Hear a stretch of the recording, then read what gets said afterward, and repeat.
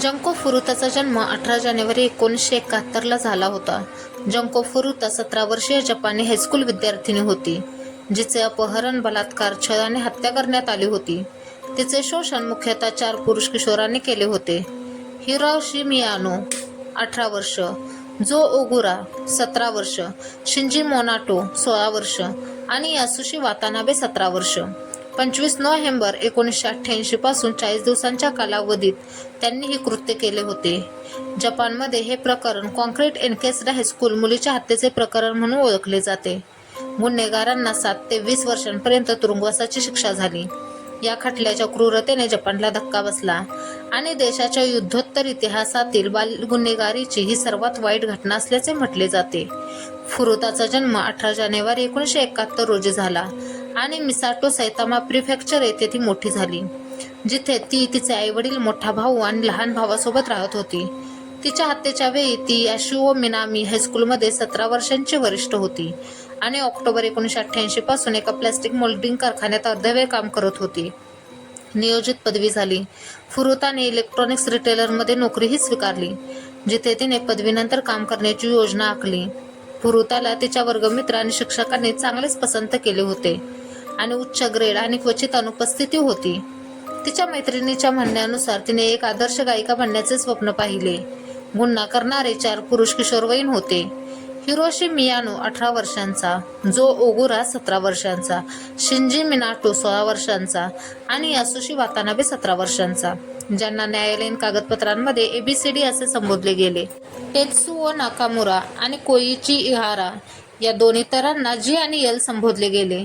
गटातील 4 सदस्यांनी 1988च्या उन्हाळ्यात हायस्कूल सोडले होते आणि चिनपिरा म्हणून संघटित गुन्हेगारीत सामील झाले होते.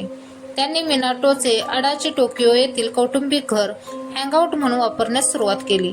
ऑक्टोबरपासून ते चोरी, पर्स स्नॅचिंग आणि कार चोरी, हल्ला आणि बलात्कार यासह विविध गुन्ह्यांमध्ये गुंतले. 8 नोव्हेंबर रोजी या टोळक्याने अडाची येथील एका 19 वर्षीय महिलेचे अपहरण करून तेथील एका हॉटेलमध्ये तिच्यावर सामूहिक बलात्कार केला. 27 डिसेंबर रोजी फुरुताच्या बंदिवासात गटाने अडाची येथील आणखी एका 19 वर्षीय महिलेचे अपहरण केले आणि एका मोटेलमध्ये तिच्यावर सामूहिक बलात्कार केला. 25 नोव्हेंबर 1988च्या संध्याकाळी मियानो आणि मिनाटो स्थानिक महिलांना लुटण्याच्या आणि त्यांच्यावर बलात्कार करण्याच्या उद्देशाने त्यांच्या मोटरसायकलवरून मिसाटोच्या आसपास फिरले आणि फुरुताला दिसले, जी तिच्या अर्धवेळ नोकरीवरून घरी जात होती. मियानोच्या आदेशानुसार मिनाटोने फुरुताला तिच्या सायकलवरून लाथ मारली आणि घटनास्थळावरून पळ काढला. मियानो योगायोगाने झालेल्या हल्ल्याचा साक्षीदार असल्याच्या बहाण्याने फुरुताजवळ आला आणि तिला घरी चलण्याची ऑफर दिली. तिला फसवल्यानंतर आणि तिचा विश्वास संपादन केल्यावर मियानोने फुरुताला जवळच्या गोदामात नेले आणि तिला धमकावले. याकुझाचा सदस्य असल्याचा दावा केला आणि सांगितले की जर तिने त्याच्या आदेशाचे पालन केले तरच तो तिला वाचवेल. त्या रात्री मियानोने फुरुताला टॅक्सीने अडाची येथील हॉटेलमध्ये नेले, जिथे त्याने तिच्यावर बलात्कार केला. त्याने नंतर मिनाटोच्या घरी बोलावले आणि बलात्काराबद्दल ओगुराला फुशारकी मारली. त्यानंतर ओगुराने त्याला फुरुताला जाऊ देऊ नका असे सांगितले. 26 नोव्हेंबरच्या पहाटे मियानोने फुरुताला हॉटेलजवळील एका उद्यानात नेले, जिथे ओगुरा, मिनाटो आणि वातानाबे वाट पाहत होते. त्यांनी तिला सांगितले की ती कुठे राहते हे त्यांना माहीत आहे आणि जर तिने पळून जाण्याचा प्रयत्न केला तर याकुझा तिच्या कुटुंबाला ठार मारेल. मिनाटोने तिच्यावर सामूहिक बलात्कार करण्याच्या उद्देशाने फुरुताला अडाची येथील त्याच्या घराच्या दुसऱ्या मजल्यावरील खोलीत बंदिस्त ठेवण्याची परवानगी दिली. फुरुताला पुढील 39 दिवस कैदेत ठेवण्यात आले. 27 नोव्हेंबर रोजी फुरुताच्या पालकांनी ती बेपत्ता झाल्याबद्दल पोलिसांशी संपर्क साधला.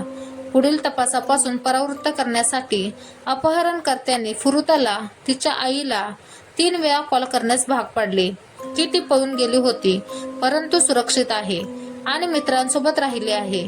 जेव्हा मिनाटोचे आई वडील तिला ज्या घरात बंदिस्त केले जात होते तेथे उपस्थित होते, तेव्हा फुरुताला त्याची मैत्रीण म्हणून वागण्यास भाग पाडले गेले. मिनाटोचे पालक त्यांना पोलिसात तक्रार करणार नाहीत हे स्पष्ट झाल्यावर गटाने हे ढोंग सोडले आणि त्यांनी नंतर असा दावा केला की त्यांनी हस्तक्षेप केला नाही कारण त्यांना त्यांच्या स्वतःच्या मुलाची भीती होती. जो त्यांच्याशी हिंसक वागत होता. 28 नोव्हेंबरच्या रात्री मियानो आणि इतरांनी नाकामुरा आणि इहारासह फुरातावर सामूहिक बलात्कार केला. त्यानंतर मियानोने तिचे जघन केस रेझरने मुंडले आणि तिचे जननेंद्रिय भाग जाळण्यासाठी माचीसचा वापर केला. डिसेंबरच्या सुरुवातीस पळून जाण्याच्या प्रयत्नाची शिक्षा म्हणून या गटाने फुरुताच्या चेहऱ्यावर वारंवार ठोसा मारला आणि मियानोने लायटरने तिचे घोटे जाळले. त्यांनी फुरुताला नग्न अवस्थेत संगीतावर नृत्य करण्यास, त्यांच्यासमोर हस्तमैथुन करण्यास आणि मध्यरात्री बाल्कनीत थोडे कपडे घालून उभे राहण्यास भाग पाडले आणि तिच्या योनी आणि गुदद्वारात धातूचा रॉड आणि बाटलीसह वस्तू घातल्या. त्यांनी तिला मोठ्या प्रमाणात दारू, दूध, पाणी पिण्यास भाग पाडले. एकाच वेळी 2 सिगारेट ओढणे. महिन्याच्या मध्यात झालेल्या एका हल्ल्यात मियानोने तिच्या सांडलेल्या लघवीच्या डब्यावर पाऊल टाकले होते. या बहाण्याने फुरुताला या गटाने मारहाण केली. त्यानंतर त्याने तिच्या मांड्या आणि हात हलक्या द्रवाने अनेक वेळा जाळले. या वेळेपासून फुरुता वारंवार होणारे हल्ले सहन करण्यास असमर्थ, कधीकधी तिच्या अपहरणकर्त्यांकडून मारले जाण्याची विनंती करते. डिसेंबरच्या अखेरीस फुरुताला केवळ अल्प प्रमाणात अन्न आणि शेवटी फक्त दूध दिल्याने तीव्र कुपोषित झाली. तिच्या जखमा आणि भाजल्यामुळे तिला खालच्या मजल्यावरील शौचालयात जाणे अशक्य झाले होते आणि त्यानंतर ती अत्यंत शारीरिक आणि मानसिक अशक्तावस्थेत खोलीच्या मजल्यावर कोंडली गेली होती. वारंवार मारहाण केल्यावर तिचे स्वरूप एकदम बदलले होते. तिचा चेहरा इतका सुजला होता की तिला ओळखणे कठीण झाले होते आणि तिच्या संक्रमित जखमांमधून दुर्गंधी येऊ लागली होती. 4 जानेवारी 1989 रोजी आदल्या रात्री महनजोगनच्या खेळात पैसे गमावल्यानंतर मियानोने त्याचा राग फुरुतावर काढण्याचा निर्णय घेतला. त्याने एक मेणबत्ती पेटवली आणि तिच्या चेहऱ्यावर गरम मेण टाकले. तिच्या पापण्यांवर 2 लहान मेणबत्त्या ठेवल्या आणि तिला स्वतःचे मूत्र पिण्यास भाग पाडले. फुरुताला उचलून लाथ मारण्यात आली. स्टिरिओ युनिटवर पडली आणि तिला आघात सुरू झाला. त्यांना रक्ताचे डाग पडू नयेत म्हणून या गटाने तिचे हात प्लॅस्टिकच्या पिशव्यांमध्ये झाकले आणि तिच्या मुठीने आणि लोखंडी व्यायामाच्या बॉलने तिला मारहाण केली आणि बॉल तिच्या पोटावर अनेक वेळा टाकला. मियानोने फुरुतावर हलका द्रव ओतला आणि तिला आग लावली. तिने स्वतःला बाहेर काढण्यासाठी कमकुवत प्रयत्न केले, परंतु अखेरीस हलने थांबवले. हा हल्ला सुमारे 2 तास चालला. त्यानंतर सकाळी 10 वाजता फुरुताचा मृत्यू झाला. तिच्या मृत्यूच्या 24 तासानंतर मिनाटोच्या भावाने त्याला फोन केला की फुरुता मृत असल्याचे दिसून आले. त्याचा गुन्हा उघडकीस येईल या भीतीने या गटाने फुरुताचा मृतदेह ब्लँकेटमध्ये गुंडाळला आणि मोठ्या ट्रॅव्हल बॅगमध्ये ठेवला. त्यानंतर ती पिशवी एका धातूच्या ड्रममध्ये ठेवली आणि ओल्या कॉन्क्रीटने भरली. 5 जानेवारी रात्री 8 वाजताच्या सुमारास कोटो टोकियोमधील वाकासू बेटावरील एका बांधकामाच्या जागेजवळील एका रिकाम्या जागेवर गट गेला आणि तेथे ड्रम टाकला. 1989च्या सुरुवातीस मियानो आणि ओगुरा यांना डिसेंबर 1988 मध्ये एका 19 वर्षीय महिलेचे अपहरण आणि सामूहिक बलात्कार केल्याप्रकरणी अटक करण्यात आली होती. पोलिसांनी मियानोची चौकशी केली असता त्याने खोटा विश्वास ठेवला की ओगुराने आधीच फुरुटाच्या हत्येची कबुली दिली होती आणि पोलिसांना याची माहिती होती. त्याचा दोष आहे म्हणून त्याने तिचा मृतदेह कुठे शोधायचा ते सांगितले. फुरुताच्या अपहरणाच्या 9 दिवस आधी झालेल्या एका वेगळ्या स्त्रीच्या आणि तिच्या 7 वर्षाच्या मुलाच्या हत्येबद्दल ते त्याच्याकडे चौकशी करत असताना त्याच्या कबुली जबाबामुळे पोलीस सुरुवातीला चक्रावून गेले होते. हे प्रकरण अद्याप सुटलेले नाही. फुरुताचा मृतदेह असलेला ड्रम 29 मार्च रोजी जप्त करण्यात आला आणि बोटांच्या ठशांवरून तिची ओळख पटली. मिनाटो वातानाबे, मिनाटोचा भाऊ नाकामुरा आणि इहारा यांनाही अटक करण्यात आली. प्रतिवादींच्या ओळखीवर न्यायालयाने शिक्कामोर्तब केले कारण ते सर्व 20 वर्षांखालील अल्पवयीन होते. शुकन बुनशुन टॅक्लॉइडच्या पत्रकारांनी त्यांची ओळख उघड केली आणि ती प्रकाशित केली, असा युक्तिवाद करून की आरोपी त्यांचा नाव गुप्त ठेवण्याचा अधिकार राखून ठेवण्यास पात्र नाहीत. गुन्ह्याची तीव्रता पाहता 10 जुलै 1990 रोजी टोकियो जिल्हा न्यायालयाने लैंगिक अत्याचार, बंदिवास बलात्कार, प्राणघातक हल्ला, खून आणि मृतदेह सोडून देण्याच्या उद्देशाने अपहरण केल्याबद्दल सर्वांनी दोषी ठरवले आणि शिक्षा सुनावली. चौघांनीही अपील केले. जुलै 1991 मध्ये टोकियो उच्च न्यायालयाने तिघांना पुन्हा दीर्घ मुदतीची शिक्षा सुनावली. हिरोशी मियानोला मूळतः 17 वर्षांच्या तुरुंगवासाची शिक्षा ठोठावण्यात आली होती आणि पुन्हा 20 वर्षांची शिक्षा सुनावण्यात आली होती.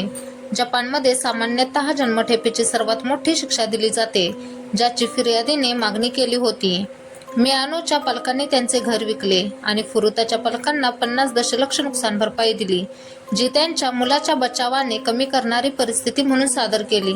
खटल्याच्या वेळी न्यायालयाने दिलेल्या मानसशास्त्रीय मूल्यमापनाने हे सिद्ध केले की मियानोला शिकण्याची अक्षमता आहे, त्यामुळे त्याच्या मेंदूच्या कार्यात बिघाड झाला नाही, परंतु त्याच्या भावनिक विकासास विलंब झाला. 2009 मध्ये त्याच्या सुटकेनंतर त्याने त्यांचे आडनाव बदलून योकोयामा केले. त्याने त्याच्या याकुजा कनेक्शनबद्दल आणि पिरॅमिड योजनांमध्ये सहभागाबद्दल बडाही मारली. 2013 मध्ये मियानोला बँक फसवणूक आणि घोटाळे दूरध्वनी कॉल्स केल्याच्या संशयावरून अटक करण्यात आली होती, परंतु ते शांत राहिले आणि त्यांच्यावर आरोप लावण्यात आला नाही. ओगुराला 5 ते 10 वर्षांच्या तुरुंगवासाची शिक्षा झाली. तो 1999 मध्ये रिलीज झाला आणि त्याचे आडनाव बदलून उमिझाको असे ठेवले. त्याच्या सुटकेनंतर त्याने IT नोकऱ्यांमध्ये काम केले, परंतु त्याचा भूतकाळ त्याच्या सभोवतालच्या लोकांना ज्ञात झाल्यानंतर संघटित गुन्हेगारीकडे वळला. 2004 मध्ये ओगुराला ताकानोशी इसोनो या ओळखीच्या व्यक्तीवर हल्ला केल्याबद्दल अटक करण्यात आली होती, जिच्याशी त्याची मैत्रीण सामील आहे असे त्याला वाटत होते. ओगुराने इसोनोला त्याच्या कारच्या ट्रकमध्ये ढकलले आणि मिसाटो येथील त्याच्या आईच्या बारमध्ये नेले, जिथे त्याने 4 तास त्याच्यावर हल्ला केला. ओगुराला या गुन्ह्यासाठी 4 वर्षांच्या तुरुंगवासाची शिक्षा सुनावण्यात आली होती आणि 2009 मध्ये त्याची सुटका करण्यात आली होती. शिंजी मिनाटोला मुळात 5 ते 6 वर्षांच्या तुरुंगवासाची शिक्षा झाली होती आणि पुन्हा 5 ते 9 वर्षांची शिक्षा झाली होती. त्याचे आई-वडील आणि भावावर आरोप झाले नाहीत. 1998 मध्ये त्याच्या सुटकेनंतर मिनाटो त्याच्या आईसोबत राहायला गेला. 2018 मध्ये कावागुची सैतामा येथे एका रस्त्यावर एका 32 वर्षीय व्यक्तीच्या खांद्यावर धातूच्या दंडाने वार करून आणि चाकूने त्याची मान कापल्यानंतर मिनाटो याला हत्येचा प्रयत्न केल्याच्या संशयावरून अटक करण्यात आली होती. 2019 मध्ये मिनाटोला 1 वर्ष आणि 6 महिने तुरुंगवासाची शिक्षा ठोठावण्यात आली. 3 वर्षांसाठी प्रोबेशनसह निलंबित करण्यात आले. यासुशी वातानाबेला मूळतः 3 ते 4 वर्षांच्या तुरुंगवासाची शिक्षा झाली होती आणि पुन्हा 5 ते 7 वर्षांची शिक्षा झाली होती. त्याने पुढे जपानच्या सर्वोच्च न्यायालयात या निर्णयावर अपील केले, परंतु जुलै 1992 मध्ये त्याचे अपील नाकारण्यात आले. 1996 मध्ये त्याची सुटका झाली आणि त्याच्या आईसोबत राहण्यासाठी त्याने आपले गाव सोडले.